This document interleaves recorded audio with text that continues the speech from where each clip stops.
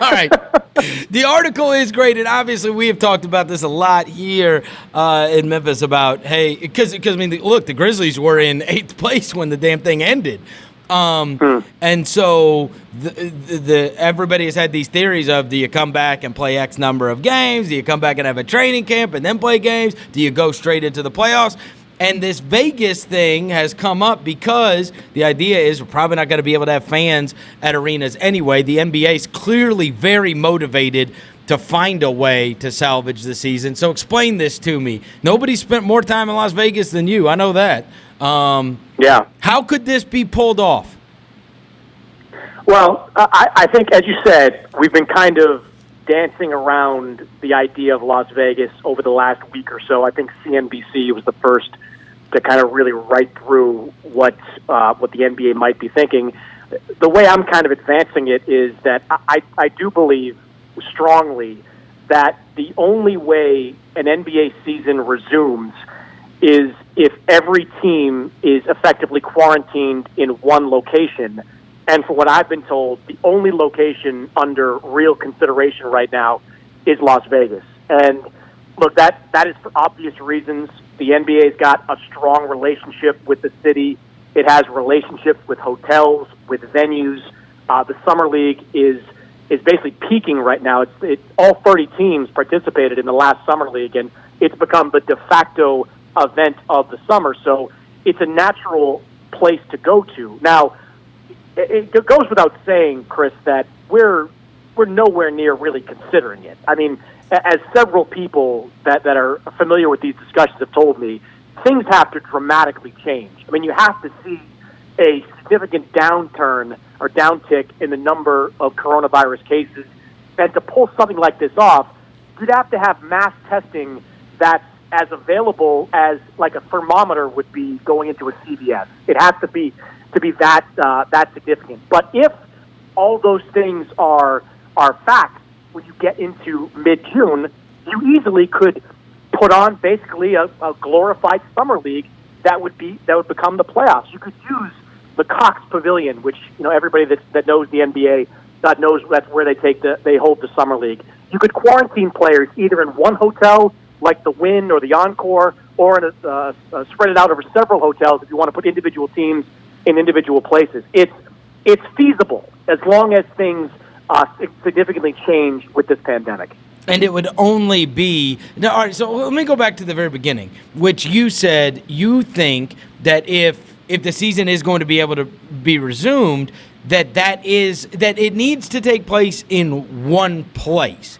Now, rather than everybody being able to play in their home arenas or whatever it may be. All right, so walk me through that and why you think that's really the way, and why they would be discussing the idea of, because I know that, like I just saw the Premier League, right? They're doing the World Cup style thing.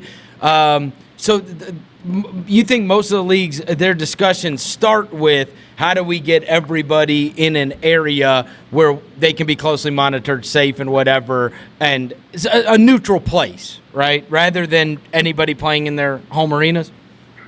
Yeah, well, look, it's become pretty apparent to the people that I've talked to that playing a traditional postseason within the next 4 months is all but impossible. And the biggest reason for that is travel and a differing set of circumstances for every NBA city. Use Memphis as an example. I don't know exactly what the spread looks like in Memphis, in Tennessee.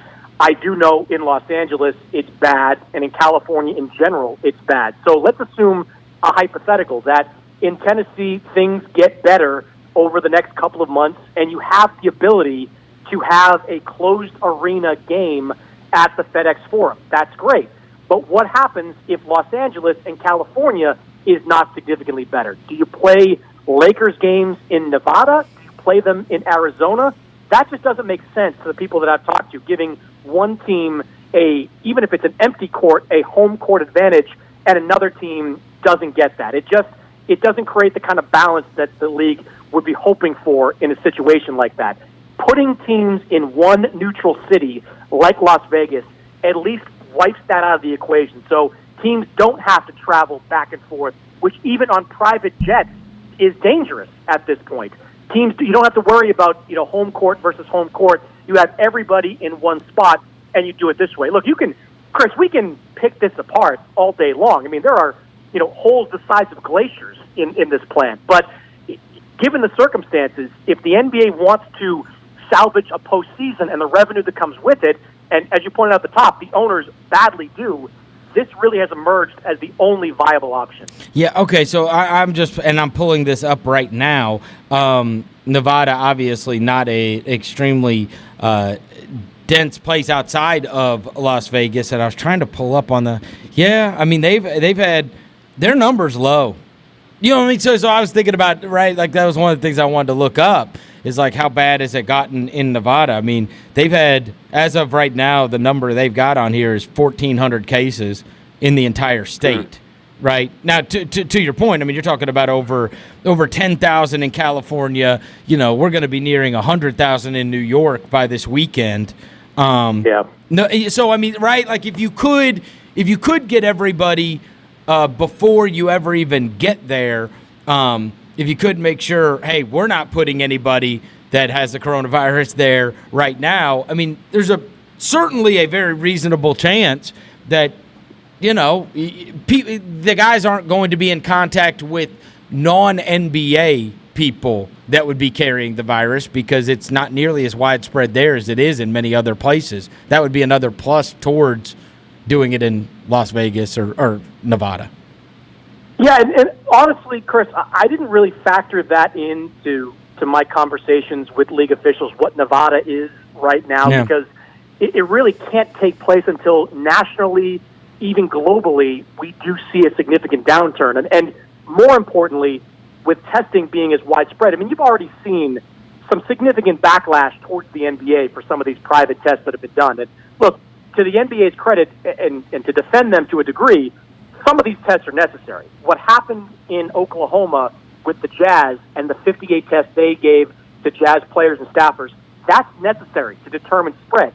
Now, teams like the Nets getting tested, you can make a different argument. The Nets weren't directly connected to the Jazz in any way, and there really wasn't a need to give everybody tests in that moment. But in order to do something of this magnitude, you can't have the NBA getting 10,000 tests and New York City still begging for them. Because in addition to being just wrong, the optics are terrible, and the NBA is not going to put itself in that kind of position. Yeah, I've given them a break on that in some way. I mean, from what I gathered from reading the stories, I don't know if you feel the same way, but it wasn't as if the testing is like anybody could go get the test and they just got massively preferential treatment. Rather, they were paying for it. You know what I mean? It was private companies that they are paying for, and in fairness, they've got millions and billions of dollars on the line that are with these athletes and and the amount of money that they make. And so if a business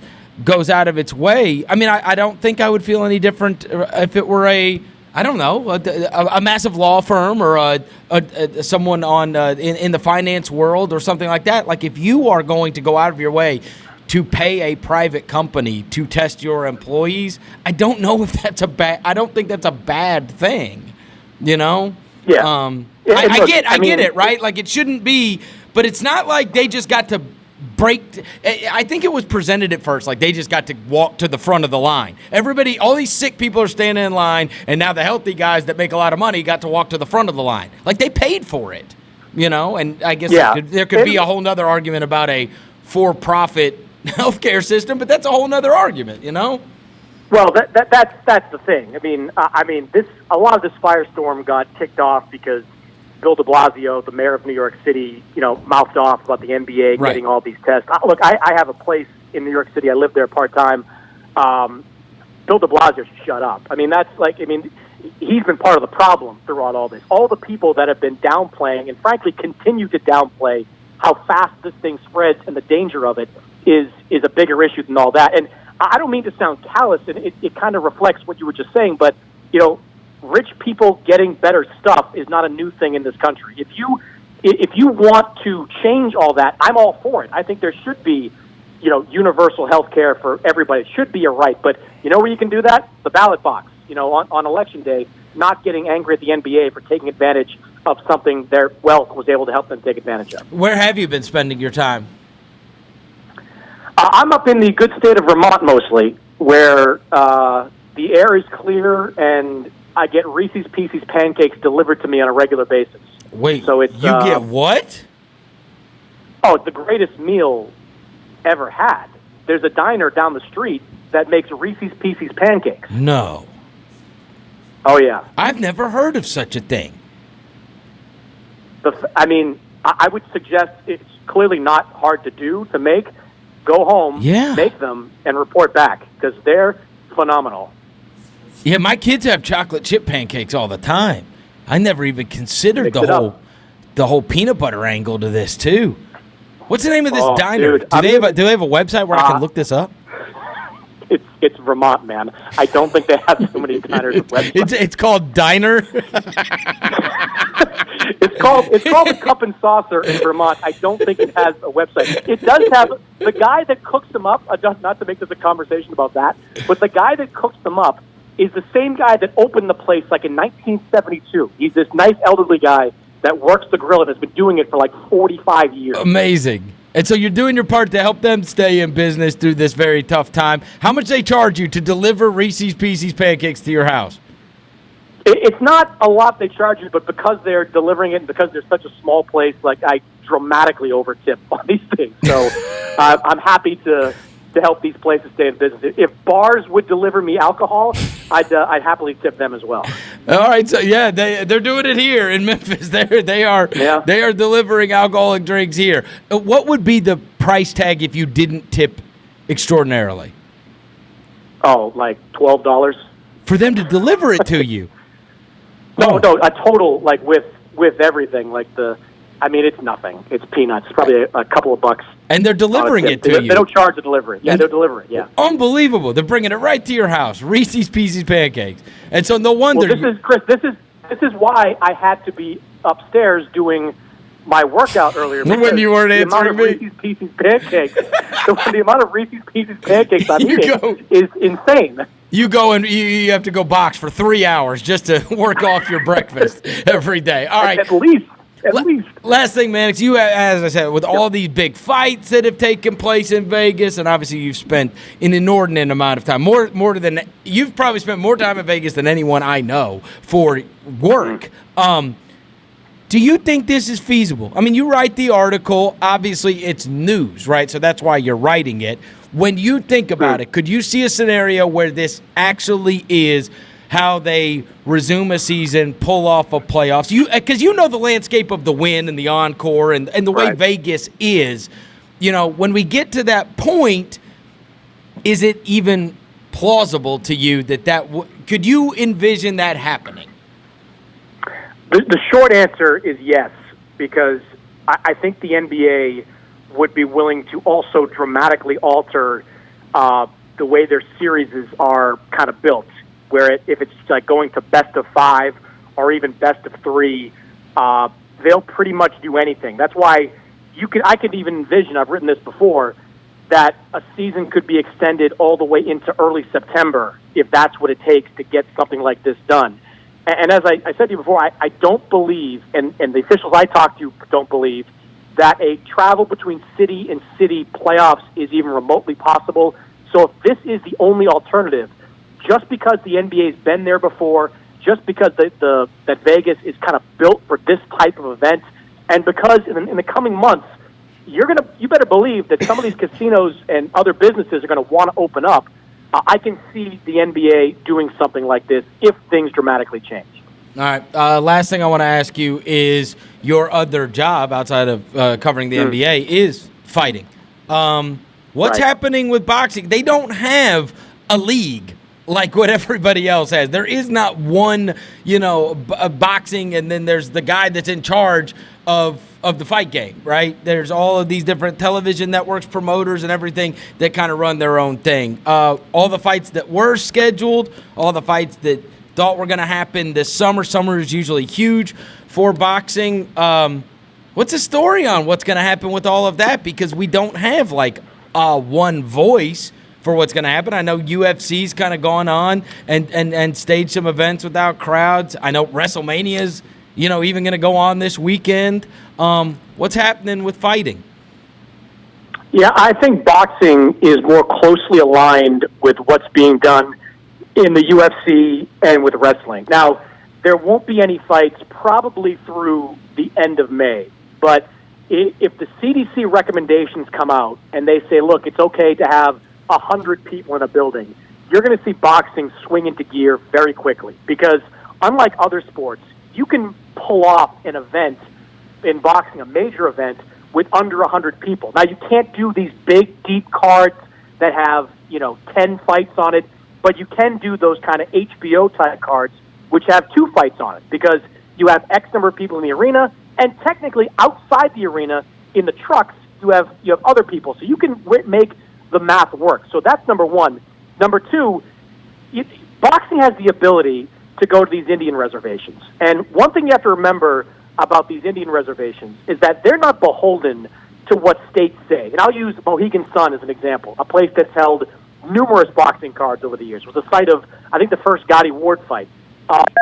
The Mohegan Sun officials there, they can basically do whatever they want. Now, more often than not, and almost all the time, they operate under what the state of Connecticut says they should and shouldn't do. But if things tend to loosen up a little bit, if they wanted to, the casino there could hold a major boxing event. So I think if things downtick a little bit and we're allowed to have 100 people in a venue, you're going to see boxing come roaring back in the month of June with fights behind closed doors at these small venues and holding maybe 1 or 2 cards. Now, you're still, Chris, not going to see Canelo. You're not going to see Anthony Joshua, but you might see Shakur Stevenson. You might see the Sergey Kovalev-Sullivan Barrera fight that was scheduled on DAZN before this thing all went sideways. You'll see mid-level shows behind closed doors in June if some of these events start to slowly change. Now, I tell you this, Chris, you know as well as I do. There's some of these promoters out there thinking, oh, my God, if there was ever a time where we could get pay-per-view sales and we could stay. People are so desperate to watch any kind of sports. And there's somebody out there thinking I could make a fortune if I could somehow stage a pay-per-view at this moment. And even, look, I work for DAZN, and they're a subscription-based service. Yep. Like, if you could put on 3 fights in June and schedule Anthony Joshua for late July, all of a sudden, you're going to have people subscribe. I mean, it's pretty cheap to subscribe to DAZN, like $8 a month if you buy the pass. But you have, like, I'm like you. I sit down, I'm watching some classic games. I'm watching classic fights. Like, I'm just watching old fights to entertain myself. And like this, there really is, and you don't want to sound like you're profiteering or being too opportunistic or callous, but if it's within safety guidelines, you absolutely will see boxing as the first of the quote-unquote major sports back. Chris Mannix, you're the man. Thank you, brother. I'm sorry about what I called you. That's okay. Just make sure you take a picture of those pancakes and let me know how it goes. I will do that. I've got to go find a store that's I got to go find a store where nobody's coughing or nothing, and I got to just weave my way to. Maybe I could get Reese's Pieces at a gas station. Maybe I'll just do that. Of course you can. I know. It's the simplest meal to make. All right, Mannix, thanks, brother. I'll talk to you soon. You got it, man. All right, man. Chris Mannix from Sports Illustrated. Very fascinating, boys. You guys, you were with me last summer. We were out there staying at the Encore. We stayed at the Wynn before.